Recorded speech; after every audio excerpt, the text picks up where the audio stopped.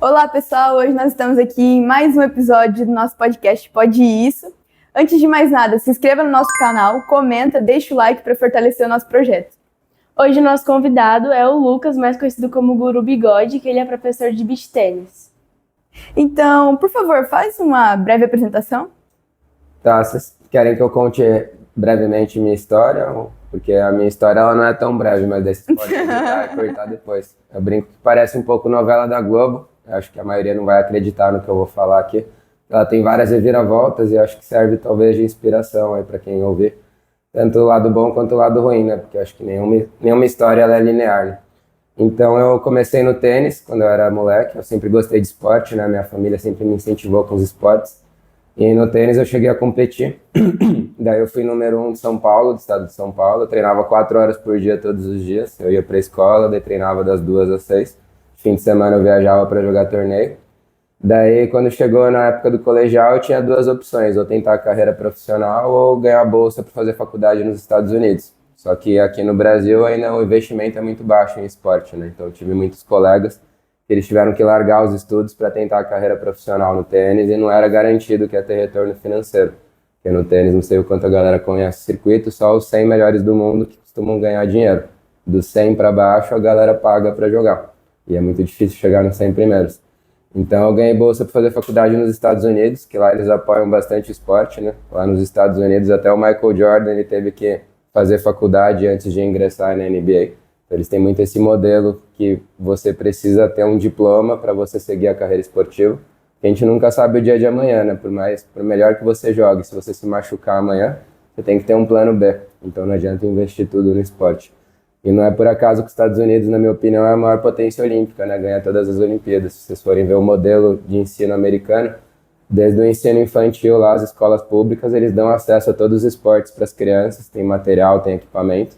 A criança já conhece qual esporte ela tem mais habilidade. Daí no high school, lá no colegial, as crianças têm acesso a uma liga super profissional, que é televisionada na ESPN, os estádios ficam cheios, e eles ganham bolsa de estudo para a faculdade. Então lá eles investem muito mais no esporte do que no Brasil. E é isso que eu venho tentando fazer hoje em dia, isso é um dos meus projetos de vida. Eu quero que o Brasil comece a enxergar mais o esporte, não só como cultura e lazer, mas como principal meio de educação e saúde. Que é onde eu mais aprendi na vida, claro que foi na sala de aula também, mas foi também muito na quadra de tênis, nas quadras esportivas, que é onde a gente aprende os principais valores, né? A gente aprende a tomar decisão rápida, pensamento estratégico, se comunicar com o parceiro, trabalhar em equipe, né? Lidar com a pressão, saber ganhar, saber perder, aprender os ensinamentos, ter disciplina. Tudo isso vai fazer vocês serem bem-sucedidos em qualquer área da vida, né? A gente vê muitos empresários, por exemplo, o Jorge Paulo Lema, que falam que a maior escola deles foi na quadra. Então daí eu ganhei bolsa para fazer faculdade nos Estados Unidos, só que daí começa a parte da novela da Globo, né, que a galera não acredita muito. Quando eu estava no meu primeiro semestre lá na faculdade, eu comecei a namorar o meu primeiro namoro, só que foi logo antes de ir para a faculdade. Então eu me formei em dezembro, né, no colegial, daí só começava em agosto o ano letivo lá. E eu era aqueles adolescentes super careta, eu era um aluno bem nerdão, sabe, aqueles que sentam na primeira carteira da escola, só tinha amigo na época da semana de prova. Não sei porquê, na semana de prova todo mundo queria sentar do meu lado. Só que como minha letra era ruim, a galera ficava brava comigo.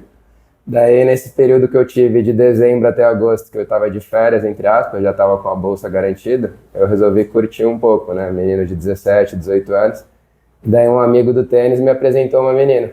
E eu era careta, acho que nunca tinha namorado na vida. E daí eu me apaixonei pela primeira menina aí que eu me envolvi. E eu sabia que eu ia pra faculdade em agosto, mas estava apaixonado. Daí começou a acontecer umas fatalidades. Em maio, o pai dela faleceu. E o pai era dono de uma empresa lá em São Paulo e a mãe era dona de casa, a mãe não tinha experiência de trabalho. E daí, para piorar, eles descobriram que a empresa do pai estava toda endividada, eles tiveram que vender tudo, ficaram negativados. E daí eu acabei indo para os Estados Unidos, já com a cabeça aqui no Brasil. E daí, quando eu estava lá nos Estados Unidos, em outubro, a mãe dela descobriu que estava com câncer de mama. Então, no mesmo ano que a gente se conheceu, ela perdeu o pai, a mãe estava com câncer, podendo morrer, tinham perdido toda a grana. E eu estava só na webcam, acho que vocês não pegaram nessa época, mas na época era MSN, webcam, tô falando lá de 2010. E não dava nem para dar um abraço nela, ela chorando, assim, daí eu fiquei bem... Eu tinha 18 anos, assim, daí eu não tive cabeça de continuar lá nos Estados Unidos. Daí eu voltei pro Brasil, Daí meus pais não quiseram que eu voltasse pro Brasil, porque era nosso projeto de vida, né, ficar nos Estados Unidos. Daí meus pais falaram, tá bom, você já é maior de idade, você não pode, a gente não pode te forçar a nada legalmente, mas se você resolver ficar no Brasil, a gente não vai mais te reconhecer como pai, não vai mais te reconhecer como mãe, você se vira por conta própria aqui no Brasil. Daí foi difícil, mas eu vi minha sogra careca, eles foram me receber no aeroporto, eles estavam passando muita dificuldade, eu sou muito mais coração do que cabeça, isso tem um lado bom e um lado ruim. Daí eu resolvi virar garçom na Outback, lá em São Paulo, que é uma franquia de restaurante lá, para ajudar financeiramente a família da minha sogra. Fiquei morando com elas. Daí eu entrei na GV, fiz faculdade de administração lá em São Paulo. E daí as coisas começaram a melhorar de novo. Daí eu trabalhei no mercado financeiro lá em São Paulo, fui trabalhar em banco. Só que eu vi que não era o meu propósito trabalhar com o mercado financeiro. Eu trabalhava numa empresa que ganhava muito dinheiro lá, no lugar que mais dá dinheiro no Brasil. Só que as conversas que meu chefe tinha com a gente era, Lucas, não sei se hoje eu compro um jatinho ou se eu compro um time de futebol. Ele ficava pedindo nosso conselho para isso, literalmente. E daí eu comecei a fazer trabalho voluntário na área de educação de fim de semana. E lá em São Paulo tem muita desigualdade social, né? E eu ia numa comunidade que as crianças não tinham nem dinheiro para ter chinelo direito, ficavam pisando em cocô, não tinha dinheiro para ter casaco no frio, sabe? E daí isso me comoveu muito. Daí eu resolvi largar o mercado financeiro e trabalhar com pedagogia, porque eu vi que eu gostava da área de educação. Daí eu fiz uma segunda faculdade de pedagogia, daí eu fui trabalhar em escola, trabalhei numa escola internacional lá em São Paulo. Só que daí veio a pandemia. E daí, na pandemia, para mim foi bem estressante, porque a gente teve que mudar todo o currículo da noite pro dia, né? A gente estava ensinando presencial, acho que vocês passaram por essa fase, né? Teve que daí ter aula online. Só que para mim foi mais desafiador, porque eu ensinava criança de 6, 7 anos. E eu tinha que alfabetizar elas em inglês, né? Numa segunda língua, ensinar matemática desde o começo, as operações, os números. E a criança já tinha dificuldade de ficar naquela tela do computador lá no Zoom, né? E nem era saudável ficar o dia todo no computador. Daí, pra mim, eu não via mais sentido em ensinar assim. E eu sempre fui apaixonado por esporte desde criança, né? O esporte, pra mim, sempre foi o meu principal remédio, assim, acho que pra mente, pro corpo. Então, eu resolvi começar a ensinar esporte. E foi aí que eu fui pro beach tênis. E o beach tênis começou a crescer muito nessa época lá em São Paulo, na época da pandemia, porque tinham muitos esportes coletivos e com o lockdown pararam de fazer, né? Futebol, basquete, vôlei, por causa do distanciamento social. E o beach tênis, como não tem tanto contato físico, é ao ar livre, a galera começou a migrar pro beach lá em São Paulo. E o pessoal tava sentindo muito essa falta de natureza, de pé na areia, né? Porque tava muito enclausurado em casa. E daí o beach começou a bombar, ainda mais pelo beach ter essa questão de ser fácil de aprender no início os golpes básicos. Então a galera começou a viciar, a se apaixonar. E daí que começou a minha história com o beach, porque o que os meus pais enchiam o meu saco no começo, falavam, nossa, Lucas, você tá fechando várias portas, você largou os Estados Unidos, você largou o mercado financeiro, o que você vai ser na vida? E hoje eu vejo que tudo isso me formou para quem eu sou hoje, sabe? Eu acho que a gente não fecha a porta na vida, todas as experiências que a gente tem trazem a gente pro presente. E daí que eu construí o meu canal de beach tênis, comecei a crescer no beach tênis, porque eu vi aqui no tênis, já tem muitos canais consolidados no YouTube, né? Porque o tênis é um esporte que já existe há vários anos, já tem estudos científicos. Quando eu comecei no beach, só tinha um canal famoso, e era um cara que ele fazia bastante sucesso e a didática dele nem era tão boa. Falei, pô, dá pra fazer um canal melhor que esse. E os meus alunos mesmo falavam, pô, você tem uma didática legal, por que você não investe nisso de dar dica? Daí eu criei meu primeiro canal no YouTube que chamava Tudo Sobre Beach Tênis, que era realmente para ensinar tudo que a galera precisava saber sobre beach tênis. E daí a galera sempre gostou da minha didática por causa dessa minha história de vida. Primeiro porque eu fiz pedagogia, né? Então na pedagogia a gente tem que saber ensinar a criança passo a passo.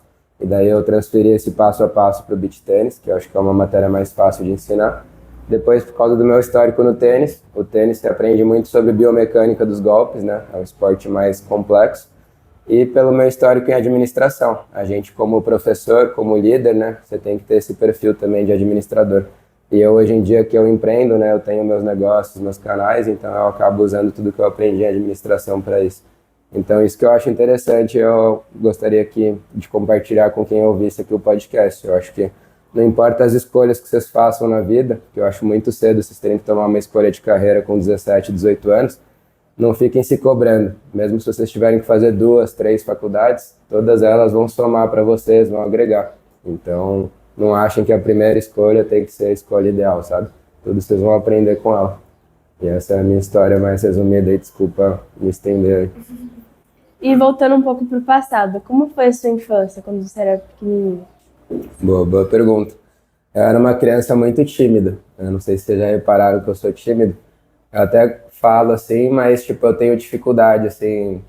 Eu não sei descrever minha timidez, assim. Eu não sou aquela pessoa que, tipo, chega falando com qualquer um. Eu falo numa boa o que precisa falar, explico as coisas, as aulas, tudo.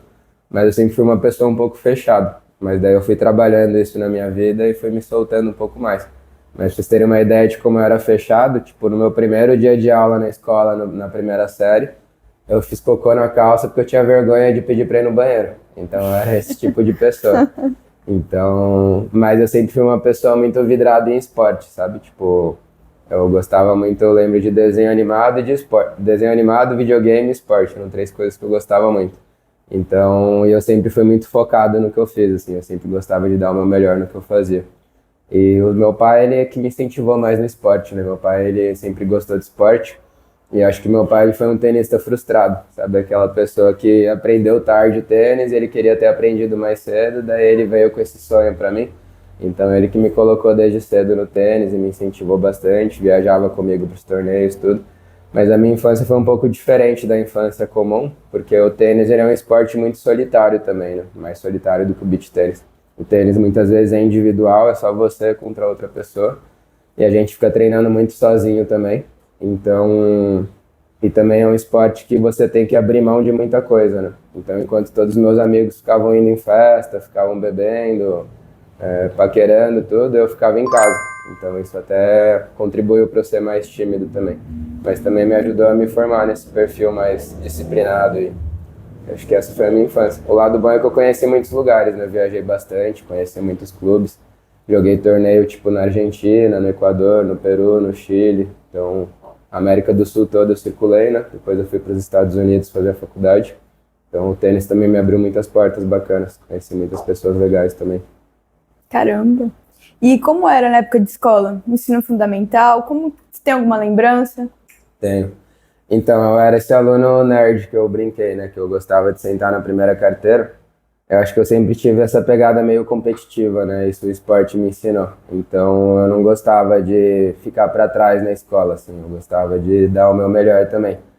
Então, para mim, quando eu estava na escola, eu tinha que aproveitar o tempo da escola. Então, e ainda mais sabendo que eu treinava 4 horas por dia, eu não tinha tanto tempo para estudar em casa, então eu tinha que aproveitar tudo na escola para ganhar mais tempo do que os meus colegas.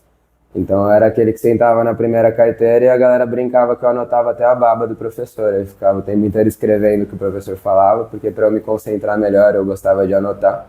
Eu era mais na minha, assim, eu tinha alguns amigos, mas era aqueles amigos mais estranhos também, os amigos nerds, assim, a gente tinha a nossa turminha. E eu acho que é isso, eu era o queridinho dos professores, né? Geralmente os meus melhores amigos acho que eram mais os professores do que os alunos, assim. Os professores gostavam de mim porque eu era um pouco exemplar, assim. Você tem alguma experiência memorável que teve como estudante para compartilhar pra gente? Deixa eu pensar. Tirando essa do cocô na calça, que é memorável. Eu tenho uma de faculdade, não sei se serve. De escola. Daí quando eu fui pra GV, né, eu também tinha essa pegada competitiva de querer dar o meu melhor. E daí eu acabei sendo quadro de honra na GV. Quadro de honra são os 7 melhores alunos do semestre. Lá tinha 200 alunos por semestre. A galera que faz GV é uma galera que estuda bastante, né? Que o vestibular é difícil de passar. A GV é a principal faculdade de administração, talvez, do Brasil. E daí, além disso, eu coloquei como meta que eu queria ser presidente da empresa júnior na GV. A GV, como ela não deixa você estagiar, porque ela é de manhã e à tarde, o ensino, você só pode estagiar a partir do 6º semestre, lá do 3º ano. Então, a opção que você tem para adquirir experiência no mercado de trabalho são as empresas júniores. Empresa júnior é parecido com a iniciativa que vocês já estão fazendo aqui. São tipo grupos de estudantes que se unem para fazer alguma coisa bacana. E daí lá eu entrei na empresa júnior e eu tinha como meta ser presidente. Então eu fiz todo o meu plano de carreira lá e eu acabei sendo eleito. E eu fui eleito o presidente mais novo da empresa júnior. No 2º semestre da faculdade eu virei presidente. Então acho que foi uma história bacana para a gente sempre acreditar nos nossos sonhos, sabe? Tipo, Todo mundo ficava falando, não, você não vai conseguir, pra que isso, você é novo e tal. Tipo, os meus amigos tudo indo no barzinho lá na faculdade. E eu tinha essa meta, esse objetivo e fui atrás, sabe? Então acho que parece clichê isso que eu tô falando, mas é a maior verdade, sabe? Se não fosse clichê, eu não precisaria falar. Então tentem sempre dar o melhor de vocês e, tipo, corram atrás dos sonhos de vocês, que ninguém vai tirar isso de vocês, sabe? Só depende de vocês a maioria das coisas. E você falou que era muito empenhado na escola. Qual que era a sua matéria favorita? Boa, tô gostando das perguntas. Eu tinha duas matérias favoritas, né? Matemática e educação física. Por isso que eu fui trabalhar com esporte. Mas matemática... Não, vou incluir uma terceira para não ser injusto também. Terceira era história. História era muito divertido, porque para mim parecia uma novela, assim. Tipo, quando a gente tava aprendendo umas histórias bacanas, eu sempre ficava triste quando acabava a aula e acabava no meio alguma história legal. Eu queria ter a continuação da história, assim. Mas matemática eu sempre gostei muito de número, gostava muito de álgebra. O que eu não gostava era de geometria. Até hoje eu tenho dificuldade de localização espacial, essas coisas. E educação física eu sempre gostei muito de esporte, né? Tanto que no recreio da escola eu passava o recreio sempre fazendo esporte, jogando futebol. E você teve algum professor que marcou sua época na escola? Ah, com certeza. Eu acho que os professores, eles fazem toda a diferença na nossa vida, né? Pro bem e pro mal. Tive professor que marcou tanto pro bem e professor que marcou também com trauma, né? Então, para mim, os professores que mais me marcaram não eram nem os professores que ensinavam melhor. Eram os professores que tinham mais esse toque humano, que se conectavam mais com os alunos, sabe? E isso eu aprendi muito quando eu fui professor depois na escola, né? Eu entrei muito com vergonha de errar como professor, né? Porque a gente, como professor, às vezes a gente se cobra muito, né? Você acha que você tem que ser o maior exemplo para o aluno. E como eu ensinava em inglês, no começo eu não tinha tanta confiança para falar em inglês, porque eu não sou, assim, todo fluente em inglês. E eu ensinava criancinhas que muitas vezes eram crianças estrangeiras, que os pais tinham se mudado para São Paulo, para trabalhar em empresa lá em São Paulo. Então tinha criança que às vezes já sabia mais inglês do que eu, porque tinha crescido na língua inglesa. E o meu maior medo, eu tinha pesadelo até com isso, era um dia errar uma palavra em inglês e daí as crianças de 6, 7 anos ficarem dando risada da minha cara e me corrigirem e eu perder a credibilidade. Então no meu primeiro ano da escola, que eu era assistente, eu tentava falar o mínimo possível, para errar o mínimo possível, eu deixava a professora principal falar. Até que chegou o fatídico dia que eu acabei errando um verbo em inglês, uma conjugação, e aquela criancinha mais inteligente foi lá e levantou a mão e falou: "Ah, mister, você errou, é assim, não é assado e tal." E a galera toda deu risada. E daí eu vi que, na verdade, o que era o meu pesadelo se tornou a coisa mais legal. Porque eu errando na frente dos alunos, eu mostrei que é normal errar. E errar faz parte do aprendizado. E eu acho que muitos professores, às vezes, não enxergam isso, né? Porque o professor tenta ensinar para vocês que errar não tem problema.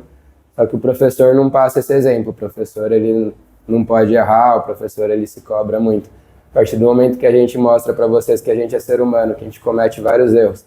Tem vários professores, depois que viraram meus amigos, que não sei se pode falar palavrão aqui, mas que tem a vida toda cagada fora da escola, sabe? Que, tipo, faz várias besteiras fora da sala de aula, que era um ser humano normal.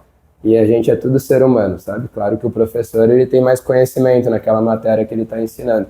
E a partir do momento que o professor, ele acaba se rebaixando para o nível do aluno também, mostrando que ele é um companheiro do aluno, que ele está junto com ele, e tira aquela hierarquia de ficar só dando ordem e de o aluno achar que tem que olhar para cima, eu acho que cria muito mais empatia com o aluno e deixa a aprendizagem mais divertida, sabe?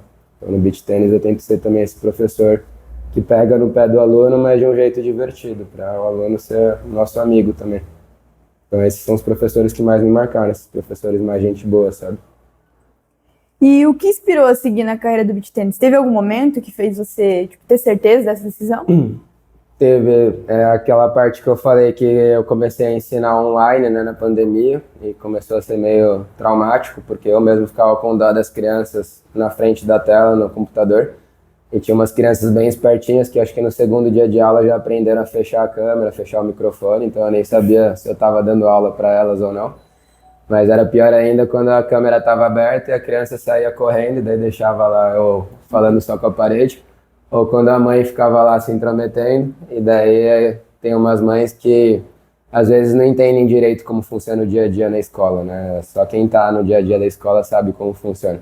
Daí exemplos bobos, assim, às vezes 2 crianças levantavam a mão para falar, e eu dava a voz primeiro para uma criança, a mãe da segunda criança já ficava brava comigo, sabe? Daí umas besteiras assim começaram a me incomodar e eu vi que eu gostava de ensinar, mas o que eu sempre gostei de ensinar mais foi o esporte, porque para mim o esporte é o que mais pode mudar a vida de alguém, sabe? É o que a gente conversou, eu acho que o esporte ele ensina tantos valores para a vida, como ele cria bons hábitos, né? Ele tira muitas crianças da rua, das festas, de besteiras, então ele cria essa disciplina saudável. Então, e o beach tênis para mim é muito divertido porque é descalço, com o pé na areia, né? Então, eu adoro. Descarrega a energia, tudo, conecta com a natureza. Então, é isso que me fez ir pro beach tênis. E eu acho mais legal do que ensinar tênis, né? Eu também sou professor de tênis. O beach tênis é um esporte mais rápido para ensinar, né? Então, você vê o aluno já na primeira aula conseguindo fazer um joguinho com os outros. No tênis, não. No tênis eu via muito aluno que se frustrava, falava, pô, bigode, tênis não é para mim, eu não levo jeito. E como professor parte o coração também, você vê o aluno também desmotivado, sabe? Agora no beach tênis eu já peguei tudo que é tipo de aluno, tá aqueles alunos mais tortos no bom sentido, sabe? Você fala A, o aluno faz B, e mesmo assim o aluno consegue jogar um pouquinho, sabe? Então eu nunca vi nenhum aluno chegar pra mim e falar, nossa, beach tênis não é pra mim. Todo mundo acaba se divertindo um pouco no beach tênis. Isso que é legal como professor. Você falou que você tem uma longa história, né? Tipo, através do beach tênis. Você deve ter enfrentado vários desafios. E cite alguns pra gente. Bom, no começo, né, eu não era conhecido e lá em São Paulo é um mercado muito grande, né, lá tem muita concorrência. Então começou a crescer bastante o beach tênis e daí eu tive que construir meu nome, né. E o que é engraçado é que eu não gostava do apelido Bigode. E foi um apelido que um colega meu, professor, ele que criou pra me zoar, porque a gente sabe que os apelidos pegam mais quando a pessoa não gosta, né? Vocês sabem bem aqui na escola, né? Quando você começa a zoar algum amigo e ele não gosta do apelido, daí que criou o apelido. Então, esse professor colega, ele ficava, sempre que chegava um aluno lá na nossa academia, ele ficava gritando, Bigode, chegou seu aluno. Deu, não é Bigode, é Lucas, tal, tipo, que eu achava muito brega Bigode. E no começo a galera não confiava no meu trabalho, porque eu era o professor mais novo dessa academia. Então, lá em São Paulo tinha vários professores que tinham começado em 2014, em 2015, e eu entrei no beach tênis em 2020. Então a galera não tinha esse preconceito comigo no começo. E daí eu tive que ir conquistando meu espaço e mostrando a partir da minha didática que tipo eu ensinava bem, que os meus alunos começavam a evoluir mais rápido que dos outros professores, porque é isso que eu falo até hoje em dia, né? Hoje em dia eu ensino muitos professores, eu faço esse trabalho de capacitação, de mentoria. Eu falo para os meus professores que eu ensino. A nossa maior vitrine, no fim das contas, são vocês mesmos. É o aluno que vai divulgar o nosso trabalho. Não adianta nada eu ter seguidor no Instagram se o professor Joãozinho da quadra do lado nem tem Instagram. E os alunos do Joãozinho ganharem dos alunos do Bigode, com quem que a galera de rancharia vai querer fazer aula? Com o Joãozinho. Até eu vou me inscrever na aula do Joãozinho para ver o que ele está fazendo na aula dele que eu não estou. Então, o professor inteligente é aquele que mais quer que o aluno evolua. Então, eu vejo muito professor que fica enrolando na aula, que passa meia hora de jogo e fica sentado conversando. No fim das contas, a conta vai chegar para ele de fazer isso. Então, cansa mais ensinar do jeito correto, pegar no pé do aluno, cansa. Mas depois os resultados são melhores. Então, no começo eu tinha esse desafio de ter menos experiência que os meus colegas e eu tive que ir conquistando meu espaço e aprendendo. E todo dia até hoje eu aprendo com erro. Todo dia, sem dúvida, eu acabo errando alguma coisa e aprendendo com erro. Eu acho que o erro é a parte mais importante disso. E você lembra como foi seu primeiro dia dando aula? Sim, foi engraçado porque eu não tinha segurança nenhuma, né? Acho que tudo que a gente faz a primeira vez na vida dá aquele frio na barriga, né? Vocês já devem ter feito várias coisas a primeira vez na vida. Acho que a primeira vez é sempre mais marcante, né? A gente tende a lembrar mais.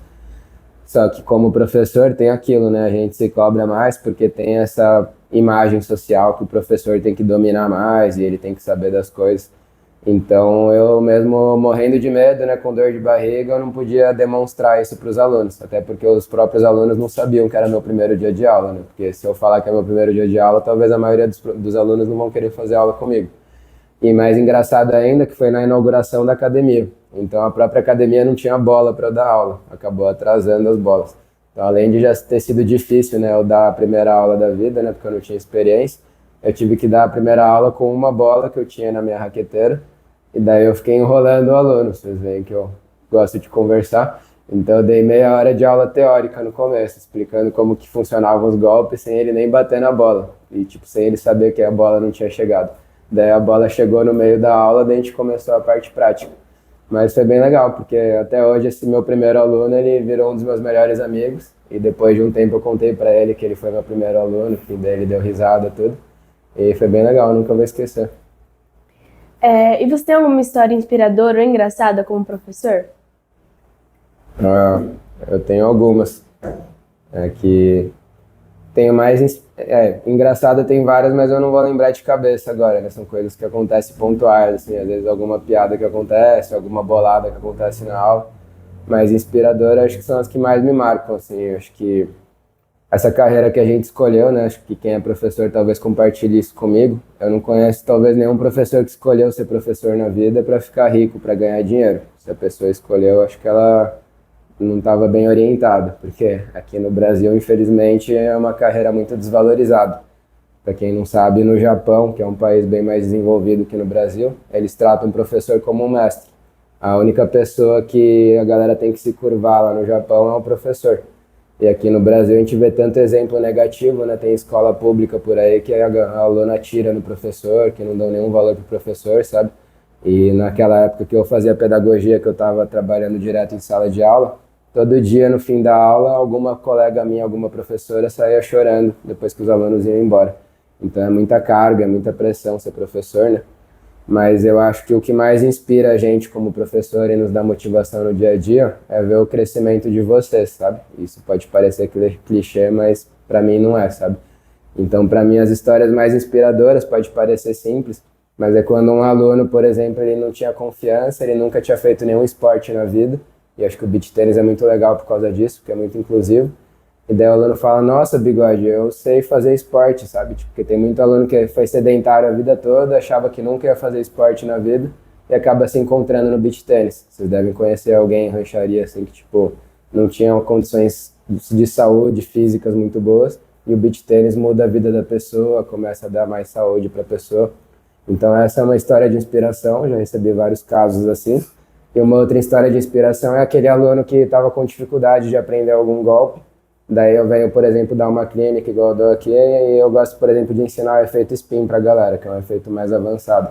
Daí a galera sai com preconceito, falando, pô, eu não vou conseguir aprender, não é pra mim. Daí no fim da aula ela tá conseguindo girar a bola, colocar efeito.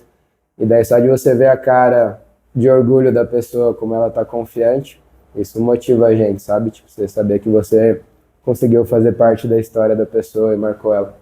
Então essas são as histórias mais legais como professor, é ver o aluno se sentir mais confiante, ver o aluno crescer. E quando foi que você percebeu que o beach tênis seria o esporte do momento? Foi uma aposta que eu fiz, né, desde a pandemia, quando eu larguei a escola, mas quando eu comecei a ver que os alunos estavam viciando muito, acho que uns casos que eu vejo muito assim é tipo o meu próprio pai. O meu pai é o meu aluno mais fiel que eu tenho. Ele faz 3 vezes por semana comigo lá em São Paulo. Ele tá até chateado que essa semana eu faltei em 2 aulas, né? Porque ele faz segunda, quarta e sexta comigo. E o meu pai, ele teve uma lesão no ombro ano passado. Ele teve que operar o ombro. A gente sabe que o beach tênis ele força muito o ombro e o cotovelo aqui. E meu pai tinha tudo para ficar traumatizado. Meu pai operou e voltou e tá jogando mais do que jogava antes. Eu conheço vários alunos assim, que tipo, se machuca, tem tudo para parar e continua jogando. Então o beach tênis é um dos esportes que eu conheço que a galera menos para de fazer, sabe? Às vezes pode até parar de fazer aula, mas continua jogando. Então eu acho que é um esporte que está crescendo cada vez mais. E eu tenho dado clínicas no Brasil inteiro. Já fui em cidade até de 10 mil pessoas. Então rancharia é até grande, perto de cidade que eu já fui. E sem exceção, todas as cidades que eu fui da clínica no Brasil, o beach tênis está bombando. Eu fui desde o Rio Grande do Sul até Rondônia, lá em cima da clínica. E acho que quanto mais afastado de praia, mais está bombando o beach tênis. Porque vira meio que a praia da cidade. Até quem não gosta muito do esporte, gosta dessa conexão com a areia, de se sentir na praia, e daí acaba indo junto com a família, indo junto com os amigos, que vira o programa da galera. Então acho que o brasileiro ele gosta muito de praia, desse clima de areia. Então, acho que o beach tênis é um esporte que vai crescer cada vez mais, se Deus quiser. E se você não fosse do esporte, teria algo que você gostaria de seguir? Então, tem uma coisa que eu sempre fico me perguntando, assim, porque como meus pais me puseram cedo no esporte, eu tive que fazer, ocupava muito da minha carga horária, né? Eu fazia 4 horas por dia de esporte. Eu não tive contato com música quando eu era criança, né? E eu acho que as crianças vão muito para essas duas linhas no começo, né? Tem criança que segue muito a linha de esporte, tem criança que segue mais a linha de música. E eu sempre fui apaixonado por música, assim, é um dos meus passatempos favoritos também. Eu adoro correr na rua ouvindo música, e a música para mim é uma terapia. E eu acho que eu tenho um pouco de habilidade musical, assim, às vezes começa o primeiro timbre de uma música, eu já identifico rápido qual que é a música que vai ser, que vai tocar. Então eu queria ter tido essa oportunidade, talvez, de ter feito um pouco de aula de música quando eu era criança, ter aprendido alguns instrumentos para ver se eu teria gostado, sabe? Eu sei que cantor eu nunca seria com essa voz, né? Mas talvez algum instrumento musical. Então talvez isso. E quando você pensa em algo feliz na sua vida, o que que vem na sua mente? Acho várias coisas, mas eu acho que, primeiro, as três coisas que eu mais amo na vida, eu acho que cachorro, esporte e a minha família. Não necessariamente nessa ordem, né? Acho que as três eu gosto bastante. Mas cachorro, se eu pudesse trabalhar com cachorro, eu trabalharia com cachorro, sabe? Um dos meus sonhos era ser veterinário. Eu só não fui porque eu não tenho estômago para ver cachorro machucado, sabe? Eu estaria deprimido com certeza, é uma energia muito pesada. Mas eu sei que é até duro falar isso, mas eu gosto mais de cachorro do que de ser humano, sabe? Não que eu não goste de ser humano, eu adoro trabalho com pessoas, mas cachorro mexe comigo. E se tem uma coisa que me irrita muito é quando eu vejo alguém maltratar cachorro, sabe? Porque pra mim o cachorro ele traz esse espírito de ser o melhor companheiro do ser humano. Tanto que a única tatuagem que eu tenho aqui, ninguém percebe, mas é um cachorro aqui. Só que eu fiz um cachorro meio indígena, maori, que pra mim tatuagem tem que ser muito importante, né? Então é uma coisa que fica pra vida toda. E daí a única coisa que eu pensei até hoje que vai ficar pra minha vida toda é que o cachorro ele vai ser sempre o braço direito do ser humano, né? Vai ser o nosso melhor amigo. Mas como eu não queria ser injusto com todos os cachorros que eu vou ter ainda e com os que eu tive, eu não quis fazer a imagem de nenhum cachorro específico. Daí eu falei pro tatuador fazer um cachorro mais genérico. E daí eu queria, pra mim o que me alegra é sempre estar com os cachorros e estar com a minha família também, que é nos momentos mais difíceis que a gente vê que a família é o nosso porto seguro, sabe? Então, às vezes na idade de vocês como adolescentes, às vezes é normal ser um pouco rebelde, achar que o pai e a mãe é meio careta quando eles dão bronca em vocês, mas garanto pra vocês que pai e mãe são os que querem o melhor de vocês. Isso eu falo de pai e mãe que já brigaram muito comigo, tiveram aquela história que eles não iam mais me reconhecer como filho, eu não contei direito, mas depois a gente se desculpou, tudo. Mas garanto pra vocês que o maior amor que existe no mundo, a pessoa que mais vai amar vocês no mundo, são os pais de vocês. Não importa o que vocês fizerem, eles sempre vão amar vocês. E o esporte pra mim sempre foi essa minha terapia. As coisas que mais me deixam felizes no dia a dia são essas três coisas. E você tem alguma meta para alcançar, já que você é bastante conhecido? Então, eu sou bem ambicioso, né? Não sei se vocês já repararam. Eu gosto de sonhar alto, mas com os pés no chão, né? Acho que a gente tem que equilibrar essas duas coisas. Porque eu acho que o sonho, ele nos motiva a sair da cama todo dia e pensar num projeto e até sair do modo automático. Porque se a gente não tem sonhos na vida, não tem objetivo, você fica só dando volta no próprio rabo e não sabe para que você está fazendo cada coisa. Eu acho que a gente tem que ter meta por trás dos nossos objetivos. Mas você também tem que saber como chegar lá. Então eu brinco que é igual um projeto. Não sei se vocês já estudaram projetos aqui na escola. Imagina que vocês vão construir um carro. Como que a galera constrói um carro?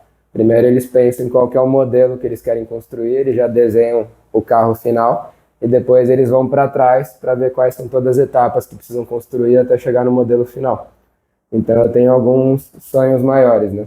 A primeira meta eu já concluí esse ano, que era construir a maior plataforma de aulas de beach tennis do mundo todo. Se quiserem eu falo um pouco dela. A minha segunda meta é ajudar a expandir o beach tennis para fora do Brasil. Então ano que vem eu vou começar a fazer aula também em inglês. Já tenho muitos seguidores que me pedem isso, tem seguidores de outros países. E ainda não tem nenhum canal grande de beach tennis em outros países. E o meu terceiro sonho mais longínquo é talvez entrar para a política com essa missão de tentar ajudar o Brasil a enxergar o esporte com outros olhos, sabe? O esporte tem o mesmo orçamento que tem a área de educação e a área de saúde, porque eu acredito que se a gente investir mais em esporte, a gente não vai precisar investir tanto em educação e saúde. É claro que é super importante investir em educação e saúde, mas a gente vai diminuir muitos problemas que existem na área de educação e na área da saúde, investindo também no esporte desde a base, igual eu falei do modelo norte-americano. Então acho que o Brasil ainda tem que abrir o olho. Se a gente adora ficar imitando a cultura norte-americana, a gente idolatra eles, Por que não imitar essa questão boa da estrutura esportiva deles aí? E o Brasil tem todas as condições. A gente tem os melhores recursos climáticos do mundo. Aqui nunca tem terremoto, nunca tem furacão. Tá sempre esse tempo calor, gostoso. Qualquer coisa que você jogar uma semente no chão vai crescer. Então o que falta no Brasil é organização, é boa vontade, sabe? Porque a gente tem tudo para ser um dos melhores países do mundo. Então eu gosto de sonhar com isso. E como você se sente vendo a evolução do beach tênis? E qual tá sendo o seu olhar aqui para a rancharia? Então, eu sou uma das pessoas que eu gosto de falar a verdade, né? Eu já criei muitas inimizades por causa disso. Sendo bem sincero, eu acho que já era para eu ter uns 100 mil seguidores no Instagram se eu fosse politicamente correto. Porque o Instagram ele é uma receita de bolo, né? Se você faz tudo do jeito certinho, o algoritmo do Instagram vai te ajudando cada vez mais. Agora, se você começa a se envolver em polêmica, começa a discutir com hater, o algoritmo do Instagram vai te queimando cada vez mais. Então, na verdade, eu priorizo mais eu trabalhar com a verdade, com a honestidade, do que eu ficar me vendendo para as coisas em troca de número. Porque, de novo, se eu quisesse dinheiro em primeiro lugar, seguidor em primeiro lugar, eu estaria talvez no mercado financeiro ainda, que eu estaria ganhando bem mais. Então, eu acho que o que eu vejo hoje em dia para responder essa pergunta? Eu acho que o beach tennis está crescendo muito rápido, mas de uma forma muito bagunçada e desorganizada. Então, para quem acompanha meu canal, vê que eu estou levantando essa bandeira nos últimos tempos de começar a conscientizar os principais problemas que estão acontecendo no beach tennis. Quais que são os principais problemas que estão acontecendo? Os torneios estão cada vez mais bagunçados, principalmente os torneios amadores. Por quê? A galera, para começar, pode se inscrever em qualquer categoria, não tem nenhuma regulamentação de como ter categoria. E daí tem os gatos no beach tennis. O que é um gato no beach tennis? É a pessoa que se inscreve numa categoria abaixo para ganhar troféu. E a gente sabe que torneio envolve muito essa disputa de ego, né? Por mais que seja um troféu de plástico, a galera gosta de ganhar troféu e ficar postando no Instagram. E isso que eu incentivo meus alunos. Eu acho que vale mais a pena vocês se desafiarem numa categoria acima, mesmo se vocês perderem, vocês saírem da zona de conforto, do que ficar ganhando todos os torneios fazendo o que vocês já estão acostumados, porque vocês não vão evoluir muito com isso. Só que a gente não consegue organizar os torneios enquanto não tiver uma iniciativa. E daí tem essa questão financeira que sempre atrapalha muito em todas as esferas da sociedade. Eu acho que o esporte é mais um reflexo da sociedade. Muitos organizadores de torneios querem ganhar dinheiro e lucrar em primeiro lugar. Então eles aceitam qualquer tipo de inscrição, mesmo sabendo que o professor está se inscrevendo na categoria iniciante, que eles querem o dinheiro da inscrição do professor. E para piorar, tem muitos torneios amadores que estão dando premiação em dinheiro para quem se inscreve, para incentivar a galera a se inscrever mais. E daí, com premiação em dinheiro para os amadores, acaba distorcendo os valores do torneio. Daí a gente vê várias condutas erradas no torneio. Me disseram esses dias que lá no Nordeste teve gente que sacou uma arma no meio de um torneio, no meio de uma briga. E a gente já viu caso de racismo aqui em torneio profissional, né? Esse ano usaram uma máscara de rato para aquela jogadora, para Nicole Nobre, na Itália. Então o meu medo é que vi meio que essa cultura do futebol, beach tennis, e muita gente confunde, né? Muita gente acha que só porque o beach tennis é mais descontraído, tem essa cultura de festa, acha que é futebol, que pode tudo no beach tennis. Mas esquece que o beach tennis cresceu até hoje por ter essa cultura de respeito, de união, esse esporte de família, de amizade. E daí quando começa a dar esses maus exemplos no torneio, pode ser um tiro no nosso próprio pé. Então eu não vejo hoje nenhuma entidade, nenhum canal grande de beach tennis se movimentando para isso. Eu vejo cada um pensando no próprio umbigo e só querendo ganhar dinheiro enquanto está dando dinheiro. Então eu resolvi tomar a iniciativa e começar a gravar vídeos sobre esses assuntos. Está sendo polêmico porque os organizadores de torneio estão ficando bravos comigo, né, que eu estou falando a verdade na cara deles. Mas eu estou mobilizando vários seguidores a gente criar essa corrente do bem, mostrando que a gente tem que organizar agora o crescimento. Porque tudo que cresce de forma bagunçada, desorganizada, depois vai contra a gente. Eu recebo mensagem de seguidores todo domingo falando que não vai mais jogar torneio porque teve um episódio traumático em algum torneio. E daí o beach tennis que perde com isso, né? A gente perde cada vez mais inscrito. Tem aluno meu iniciante que vai jogar um torneio, daí acaba enfrentando um professor no torneio, porque o companheiro do professor contratou ele para jogar o torneio e dividir a premiação. Daí meu aluno iniciante perde de 6-0 para ele e meu aluno acha que é culpa dele mesmo, né? Acha que ele que não está jogando bem para jogar torneio. Não entende que é o professor que se inscreveu numa categoria errada e que está toda essa bagunça no beach tennis. Então eu acho que o beach tennis está nessa fase agora, que está crescendo muito rápido Mas se a gente não parar para organizar e pensar, planejar o que a gente quer para o beach tênis daqui a uns anos, depois vai ser tarde para remediar.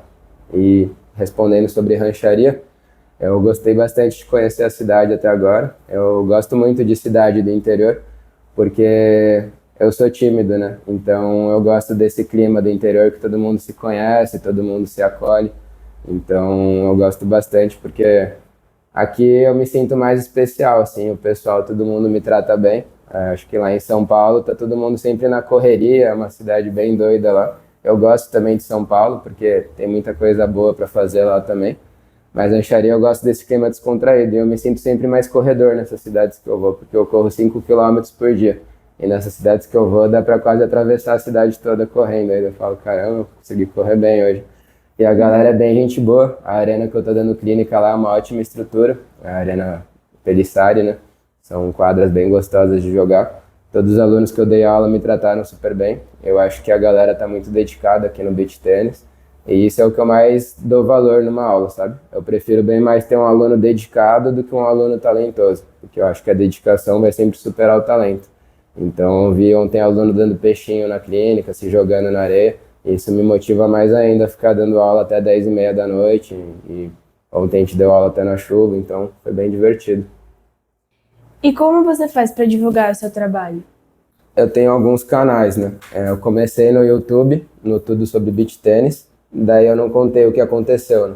No Instagram, quando eu tava com 13 mil seguidores no começo, a minha conta foi hackeada no ano passado. E daí eu tive que começar do zero de novo. E daí, como que surgiu o Guru Bigode? Ninguém conhecia o meu nome, Lucas Farcou. E daí, quando minha conta foi hackeada, a galera para pesquisar Lucas no Instagram tinham vários Lucas. E Farcou ninguém digitava direito. Então eu falei, pô, eu perdi todos os seguidores, eu vou arriscar. Como aquele meu amigo já me chamava de Bigode, e Bigode é uma coisa fácil de gravar, e foi na época que eu tinha criado os mandamentos do beach tênis também, que foi no carnaval do ano passado, eu tinha criado os 10 mandamentos. E daí uma galera começava a brincar já de guru, porque eu fazia os mandamentos meio que meditando, assim, pra dar uma descontraída. E daí eu resolvi criar uma conta como Guru Bigode. E daí viralizou muito rápido, né? Porque o brasileiro gosta desses nomes, personagens diferentes, assim. Daí hoje em dia eu me divulgo tanto no Instagram, eu tô com 40 mil seguidores, no YouTube, no Tudo Sobre Beach Tênis, que eu tenho 20 mil seguidores. Tem também o meu TikTok. Daí hoje em dia eu criei a maior plataforma de aulas de beach tênis, a Beachflix. A Beachflix a gente deu esse nome, que é como se fosse a Netflix do beach tênis. Então, da onde que veio essa minha ideia? A galera que busca muito dica, porque o beach tênis ele é um esporte que a galera gosta mais de jogar do que de assistir. Então eu acho até que eu tenho mais audiência, mais visibilidade do que um jogador profissional. Porque o jogador profissional ele joga só de fim de semana, muita gente nem assiste os jogos dele. E eu tô dando dica todo dia, e tem muita gente que não quer fazer aula. Eu vejo muito esse preconceito com os homens, né? O homem tem essa questão de macho alfa, hétero top.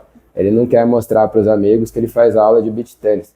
E daí nas costas ele fica seguindo minha dica escondido. Então eu tenho mais seguidor homem do que mulher, é bizarro isso. Eu tenho mais aluna mulher e mais seguidor homem.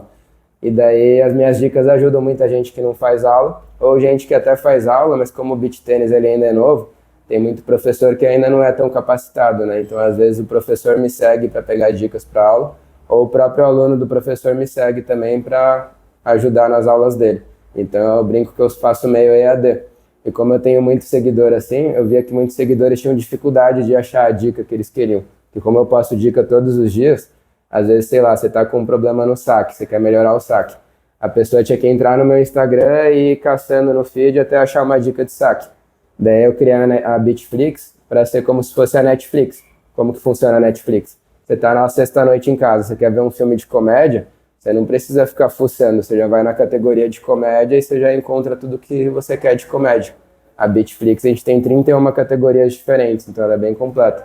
Tem uma categoria para cada golpe, então pegando esse exemplo do saque, você vai jogar um torneio daqui a pouco. Você entra na Beachflix, você vai na categoria de saque, você já procura todas as dicas que você quer de saque. E daí já tem o título da dica, já tem a capa, tudo bonitinho. E ela tá bem completa, porque tem uma categoria para cada golpe, tem categoria de tática, categoria psicológica para jogar melhor no torneio, categoria de preparação física, com treinos físicos, categoria de prevenção epicondilite, que é uma lesão muito grave que dá aqui, categoria de nutrição, pra vocês melhorarem a alimentação de vocês, suplementação para torneio, tem categoria de equipamentos para vocês escolherem melhor as raquetes, saberem a diferença, e categoria até de treinos em casa. Então a gente ajuda até quem não consegue ter acesso na quadra para treinar na casa deles. Então tá ajudando bastante gente por um preço bem acessível. É como se fosse um streaming igual a Netflix, a gente cobra tipo R$30 por mês e acaba ajudando muita gente. É um valor bem mais barato do que fazer aula e acaba complementando, hein? Tem categoria para professor, para ajudar eles também. Então eu me divulgo em todos esses canais hoje em dia. Agora, para finalizar, a gente queria fazer um bate-papo com você. Um bate-bola, na verdade. A gente vai falar alguma coisa e você vai responder com a primeira coisa que você vê na sua cabeça. Legal. Vixe, tenho medo disso. Algo que você não suporta. Maltrata os animais. Você adora. Cachorro. Um sonho. Um mundo que todo mundo se sinta mais incluído, todo mundo tenha as mesmas oportunidades. Um medo.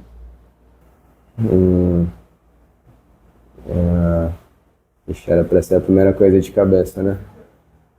Um medo, sei lá, que a violência, a ansiedade, a depressão aumente cada vez mais e a gente para de enxergar o lado humano nos outros e fique só esse lado de máquina, robô.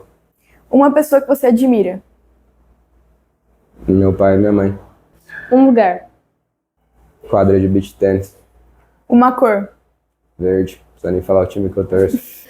Uma viagem. Pra Barcelona, que eu morei lá. Uma música. Difícil também, que eu gosto de muitas músicas. Mas hoje em dia eu tô mais na pegada de sertanejo. Um golpe de beach tênis. Smash, né? Que os alunos adoram acertar a bolada no Smash. Uma comida. Eu sou vegetariano, né? Por causa dos cachorros. Então eu adoro o grão de bico, o hummus. Eu amo. Uma frase. Uma frase que eu aprendi alguns anos atrás e pra mim parece clichê, mas de novo acho que faz sentido.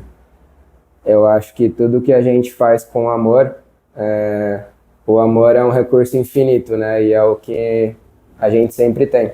Você pode ser a pessoa mais pobre ou a pessoa mais rica do mundo, você sempre vai ter amor dentro de você, só depende de você. Eu acho que quando a gente compartilha esse amor com os outros, quando você faz o que você ama todos os dias, você tende a dar o seu melhor e você acaba inspirando os outros, porque os outros veem que você gosta e os outros acabam gostando junto.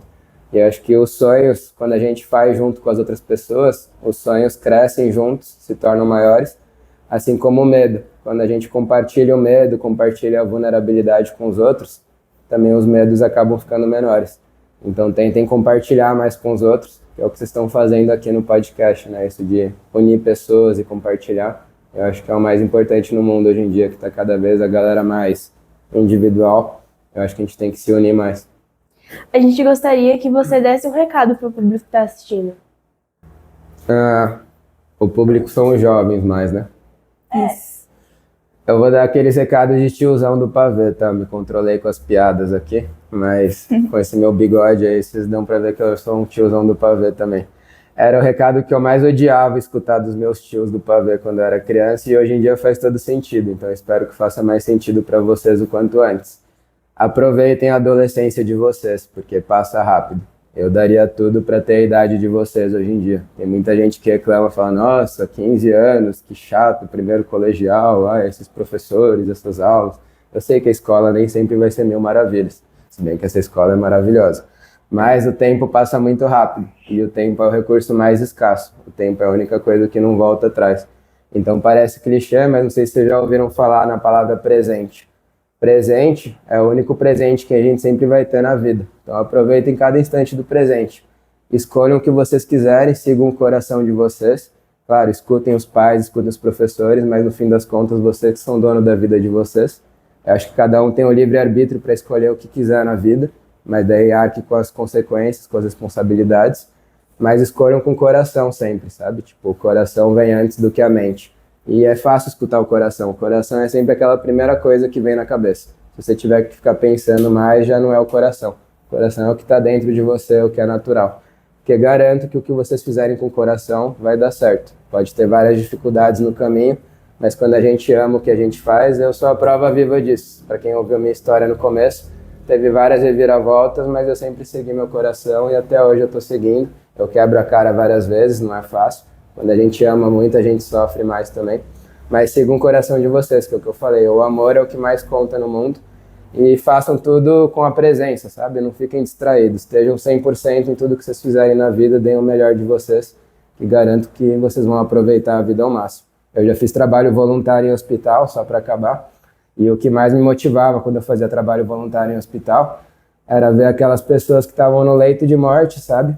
E daí eu queria viver por elas, sabe? Tipo, porque tem tanta gente que queria estar no lugar nosso. Imagina quanta gente que queria ser jovem igual você agora, que está com o corpo perfeito, pode fazer qualquer coisa que vocês quiserem. Então cuidem bem do corpo de vocês, que é maravilhoso, e sigam os sonhos de vocês. Não deixem ninguém acabar com o sonho de vocês. Só você que consegue chegar lá. É clichê, mas é verdade. Então é isso, pessoal. A gente gostaria de agradecer a audiência de todos vocês. Não se esqueçam de se inscrever no canal, deixar o like, comentar. E é isso. Tchau! Obrigado.